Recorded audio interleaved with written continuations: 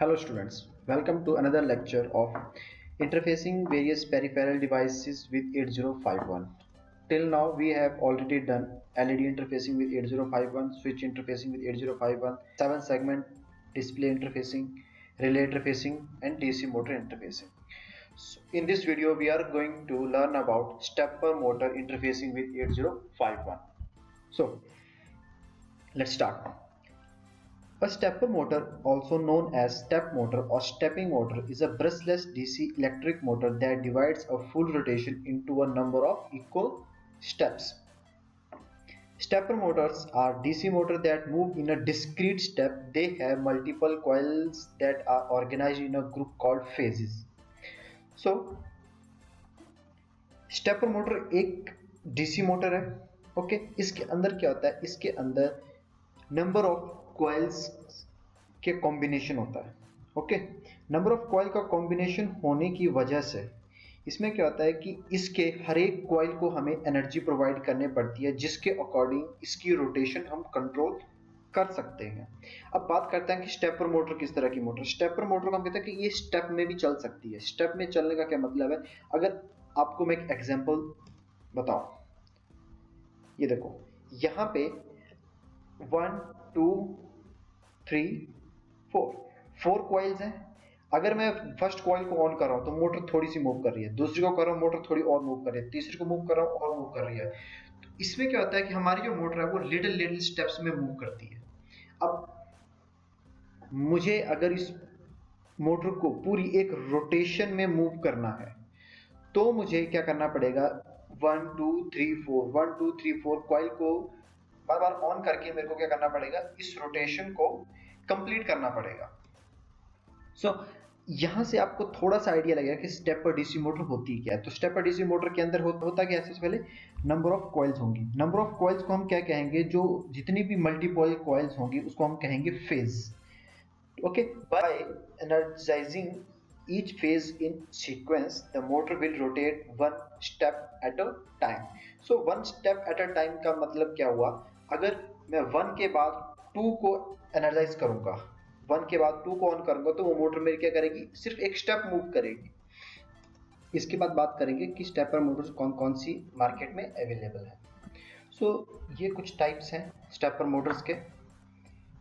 इनमें से जो ये वाली मोटर है, ये दो जो मोटर्स हैं, ये हमारे कंप्यूटर्स में यूज होती है, जहाँ पे हम सीडी ड्राइव वाला जो पोर्ट रहता है. तो सीडी ड्राइव को बाहर मूव करने के लिए और अंदर मूव करने के लिए कौन सी मोटर यूज करते हैं? स्टेपर मोटर यूज करते हैं. ओके, और ये हमारी जो स्टेपर मोटर्स हैं इसकी डिफरेंट डिफरेंट एप्लीकेशंस हैं. रोबोटिक्स में अगर आपको किसी रोबोट की आर्म को 90 डिग्री मूव करना है या 45 डिग्री मूव करना है, किसी स्पेसिफिक एंगल तक मूव करना है, तो हम कौन सी मोटर का यूज करते हैं? मैक्सिमम टाइम हम यूज करते हैं DC Motors, stepper DC Motors का. अब अगर इस एग्जांपल में ही देखें, अगर लेट सपोज कि ये जो छोटा सा एंगल जो बन रहा है, ये मेरे पास बन रहा है 1 डिग्री. तो 1 2 3 4 कंप्लीट करने के बाद मेरे पास कितना डिग्री बन जाएगा? 4 डिग्री. तो मतलब मैं किसी भी एंगल को अचीव कर सकता हूं. मेरे को कोई कहेगा कि मेरे को मोटर को मूव करना है 45 डिग्री, तो 45 डिग्री मूव करने के लिए मेरे को क्या करना पड़ेगा? ABCD मतलब 1 2 3 4 1 2 3 4 को कुछ सर्वल टाइम के लिए ऑन ऑफ करना पड़ेगा. उसके बाद हम क्या करेंगे? 45 डिग्री एंगल तक पहुंच जाएंगे. तो ये जो सारी चीज कंट्रोल होता है, ये माइक्रो कंट्रोलर से हम कंट्रोल करेंगे. तो इसके थोड़ा सा बेसिक्स देख लेते हैं कि स्टेपर मोटर की वर्किंग क्या है, वर्किंग प्रिंसिपल्स क्या है. तो देखो, वर्किंग प्रिंसिपल में हम एक टेबल डिजाइन करेंगे ABCD बाइंडिंग के लिए. ABCD हमारे क्या है? फेजेस हैं, 4 फेज हैं. अब बात करते हैं ऑपरेटिंग वोल्टेज. ऑपरेटिंग वोल्टेज किसी भी मोटर की क्या होती है? ऑपरेटिंग वोल्टेज का मतलब होता है कि वो जो मोटर है उसको ऑन होने के लिए, उसको वर्क करने के लिए कितनी मिनिमम वोल्टेज रिक्वायर्ड है. ऑपरेटिंग करंट की उसकी टोटल करंट रिक्वायरमेंट क्या है. आरपीएम की बात करते हैं. हमारी जो मोटर है वो 1 मिनट में कितनी रोटेशन कंप्लीट कर रही है? लेट सपोज अगर मेरी मोटर 1 मिनट में सिर्फ एक रोटेशन ही कंप्लीट करती है तो हम कहते हैं कि हमारी मोटर की जो स्पीड है वो 1 आरपीएम है, 1 रोटेशन पर मिनट. अगर कोई मोटर 1 मिनट के टाइम में, अगर हम टाइमर स्टार्ट करें, 1 मिनट के टाइमर में ये 2 बार मूव करे तो हम क्या कहेंगे? 2 आरपीएम. मोटर का जो आरपीएम कितना है? 2 है, तो 2 रोटेशन पर मिनट. तो उसके अकॉर्डिंग हम मोटर का आरपीएम पता करते हैं. मैक्सिमम टाइम जब भी हम कोई मोटर यूज करते हैं तो हम क्या करते हैं, उसके आरपीएम, ऑपरेटिंग वोल्टेज और ऑपरेटिंग करंट की रीडिंग को चेक करके हम मोटर बाई करते हैं। अब हम बात कर रहे हैं स्टेपर डीसी मोटर की, तो हमें स्टेप एंगल भी पता होना चाहिए। अब स्टेप एंगल क्या होता है? स्टेप एंगल का मतलब होता है कि मिनिमम रोटेशन जो एक स्टेपर मोटर मूव कर सकती है। अब बात करते हैं कि यहाँ पे ये जो मेरे पास स्टेपर डीसी मोटर है, इसमें A B C D 4 bindings हैं। मैंने ए पे एनर्जी प्रोवाइड करी, ए पे मैंने क्या करा, मैंने बाइंडिंग ए को ऑन करा। ए को ऑन करने के बाद मेरी मोटर मूव करी 90 डिग्री, डन। फिर मैंने बी पे सप्लाई दी, बी पे सप्लाई देने के बाद क्या हुआ, मेरी मोटर मूव करी 90 और 90 डिग्री आगे मूव करके, सी पे करने के बाद और 90 डिग्री मूव करी, डी पे करने के बाद और 90 डिग्री मूव करी, डन।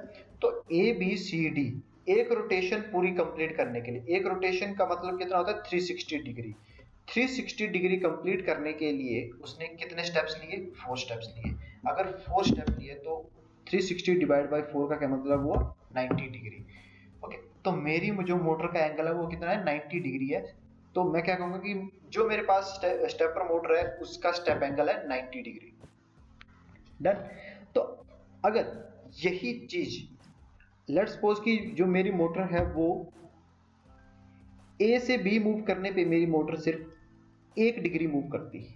1 डिग्री मूव करने का मतलब है कि सिर्फ इतना सा मूव करा, फिर बी को ऑन करने के बाद थोड़ी सी और मूव करी, सी को ऑन करने का थोड़ी थोड़ी मूव, 1 डिग्री मूव करती गई।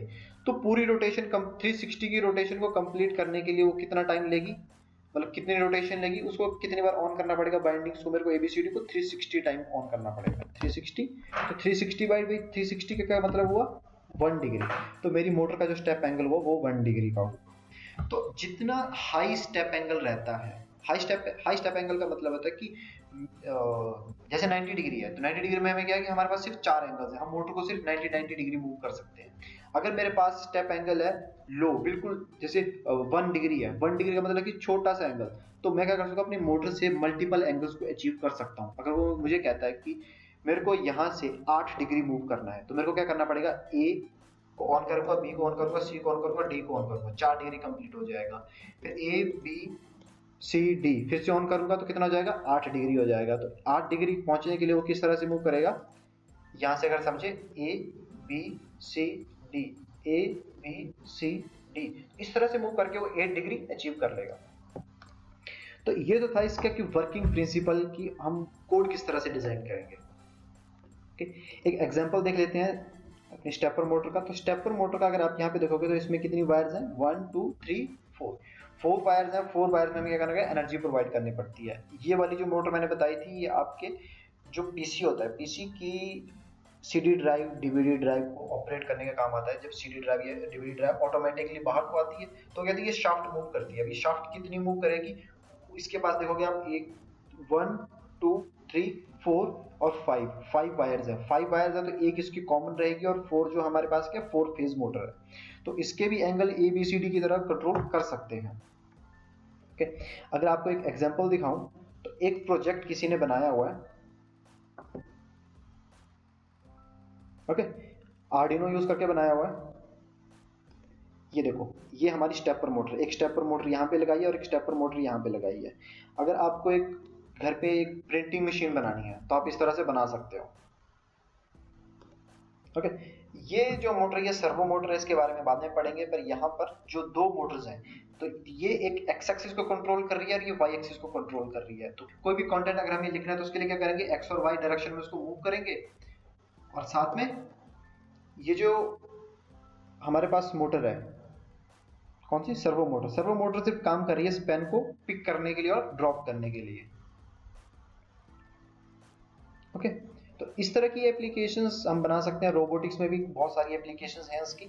अगर अंदर से उसका सर्किट देखें तो ये इमेज हमने पहले भी देखी थी, इसके अंदर मल्टीपल बाइंडिंग्स होती हैं। मल्टीपल बाइंडिंग्स के बाद क्या होता है, वायर्स कनेक्टेड होती हैं। उन वायर्स में हम जब एनर्जी प्रोवाइड कराते हैं, एनर्जी प्रोवाइड करने का मतलब वीसीसी या ग्राउंड प्रोवाइड करवाएंगे स्पेसिफिकेशन के अकॉर्डिंग, तो वो मेरी मोटर उसके अकॉर्डिंग मूव करेगी। ओके, अब बात करते हैं इस टेबल की। ये टेबल हम डिजाइन करेंगे अभी। ओके, उससे पहले प्रोटिस्पेक सिमुलेशन देख लेते हैं। ये हमने एक स्टेपर डीसी मोटर यूज करी है। ओके, यहाँ पे हम रीडिंग देखेंगे कितने एंगल मूव करी। अब ए पे अगर हम 1 प्रोवाइड कर रहे हैं तो एंगल कितना मूव करा, 90 डिग्री। ए को ऑफ कर दो, बी को ऑन करो, कितना हो गया, 180 डिग्री। डन। सी को ऑन करेंगे 270 डिग्री, डी को ऑन करेंगे 360 डिग्री। सो इस मोटर ने A B C D on करने पे पूरा 360 कंप्लीट कर दिया। 360 कंप्लीट करा कितने स्टेप में, 4 स्टेप में। 360 कंप्लीट करा कितने स्टेप्स में, 4 स्टेप्स में। तो इसका स्टेप एंगल कितना बना, 90 डिग्री। डन। इसकी प्रॉपर्टीज देख लेते हैं। Step angle 90 degree. ओके, समझ गए। तो इसके बाद हम क्या करेंगे, इसके लिए टेबल डिजाइन करेंगे।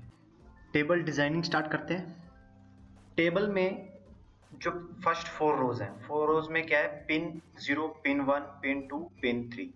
तो हम क्या करने वाले हैं, हम अपने माइक्रो कंट्रोलर की पोर्ट 2 यूज करेंगे और पोर्ट 2 की पहली 4 पिन यूज करेंगे। पोर्ट 2 की 0 पिन, पोर्ट 2 की 1 पिन, पोर्ट 2 की 2 पिन, पोर्ट 2 की 3 पिन। सो पोर्ट 2 में हमारे पास टोटल पिन्स कितनी थी, 8 पिन्स हैं, तो उसमें से हम सिर्फ 4 यूज कर रहे हैं। एंगल में क्या करेंगे, 0 to 90 degree, 90 to 180, 180 to 270, 270 to 360 degree. तो हमने प्रोटिस की सिमुलेशन में चेक करा कि अगर हम ए को ऑन कर रहे हैं तो वो 90 डिग्री मूव कर रहा है। तो ए को ऑन करने के लिए हम अपने टेबल में क्या करेंगे, पिन 0 पे ए कनेक्ट कर रहे हैं, पिन 1 पे बी कनेक्ट कर रहे हैं, पिन 2 पे सी कनेक्ट कर रहे हैं और पिन 3 पे डी कनेक्ट कर रहे हैं। तो पिन ए को क्या करेंगे, 1 करेंगे। ओके, बाकी सारी पिन्स को क्या करेंगे, 0। डन। बाकी सारी पिन्स को करेंगे 0 करेंगे। कंटेंट के कलर को चेंज कर लेते हैं। ओके, सो अगर सिर्फ पिन 1 पे पिन 0 पे अगर 1 आ रहा है, मेरी जो मोटर है वो मूव करेगी 90 डिग्री। नेक्स्ट स्टेप मूव करने के लिए इसको 0 कर देंगे और नेक्स्ट बाइंडिंग को ऑन करेंगे, इसको भी 0 और इसको भी 0। इस टाइम हमने सिर्फ नंबर बी को ऑन करा। इसी तरह से ए और बी को ऑफ कर देंगे, सी को ऑन कर देंगे। उसी तरह से ए बी सी को ऑफ करेंगे और डी को ऑन कर देंगे। तो अब हमारे पास हेक्साडेसिमल डाटा जो हमने कोड में यूज करना है वो क्या बना, 0x। ये जो पिन्स हैं ये मेरी 0 1 2 3 पिन्स हैं। तो टोटल मेरे पास पिन्स किस तरह से होती हैं, टोटल मेरे पास पिन होती हैं 1 1 1 1 1 1। डन। तो इसमें से हम सिर्फ अभी ये 4 यूज कर रहे हैं जिसको हम 0 और 1 कर रहे हैं। तो या तो बाय डिफॉल्ट उनको 1 रख लो, जो नहीं यूज कर रहे हैं, या तो उनको 0 कर लो। तो हम क्या करते हैं, आसान करने के लिए लास्ट की जो बिट्स हैं उसको 0 0 0 कर लेते हैं। ओके, सो तो हमारे टेबल से हमें क्या इंफॉर्मेशन मिल रही है कि हमारे पास पिन 0 से लेके पिन 3 तक 0 0 0 1 है, 0 0 0 1। ये क्या डाटा बना, ये डाटा बना हमारे पास 0x 0 1। ओके, उसी तरह से अगर इसको हम चेंज कर देते हैं यहाँ पे और ये कर देते हैं 0, ये सेकंड रो बन रही है। सेकंड रो के लिए डाटा क्या बना, 0x 0 2। उसी तरह से 0x 0 4, 0x 0 8।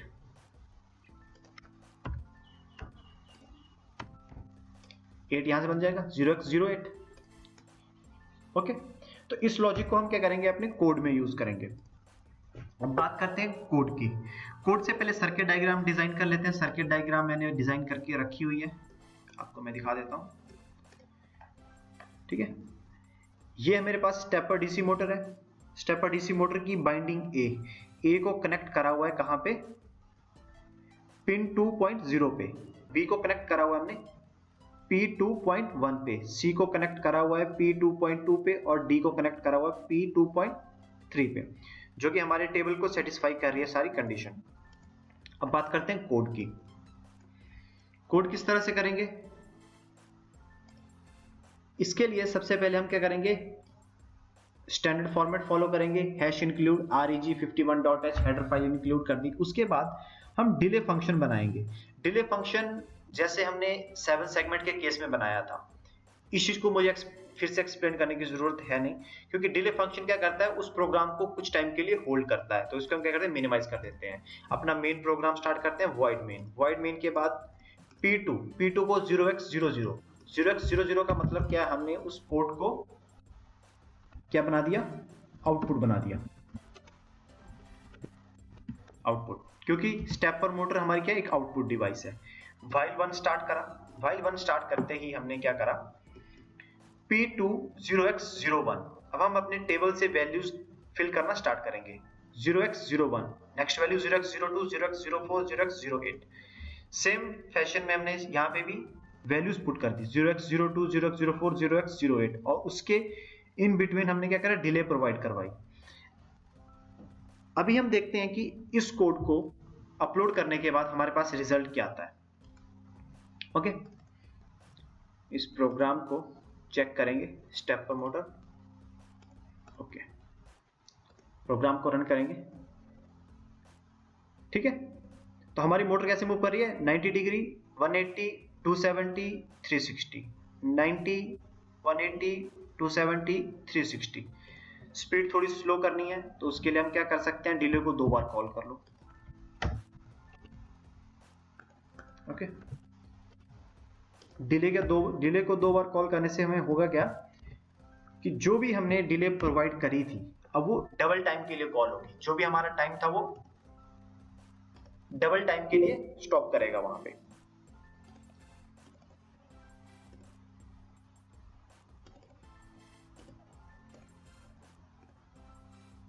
Okay, 90, 180, 270, 360 degree. Okay, यहां से अगर आप मोटर की रोटेशन देखोगे तो मोटर की जो रोटेशन है वो हमारे पास क्लॉकवाइज रोटेशन है। ओके, सो ये जो कोड है ये है हमारे पास रोटेशन क्लॉकवाइज। अगर इन केस प्रोजेक्ट में हमें मोटर को एंटी क्लॉकवाइज मूव करना है, तो हम उसके लिए क्या करेंगे, उसके लिए लॉजिक टेबल में हम चेंजेस करेंगे। चेंजेस किस तरह से करेंगे, सबसे पहले जैसे हमने ए के बाद बी को, सी को और डी को ऑन करा था, उसके बाद हम क्या करेंगे, ए को ना ऑन करके सबसे पहले डी को ऑन करेंगे। डन। उसके बाद सी को ऑन करेंगे, उसके बाद बी को ऑन करेंगे, और उसके बाद ए को ऑन करेंगे। तो डाटा मेरा क्या बन जाएगा, डाटा बन जाएगा हमारे पास 0x08, 0x04, 0x02, 0x01। यही हुआ। कोड में चेंज कर लेते हैं।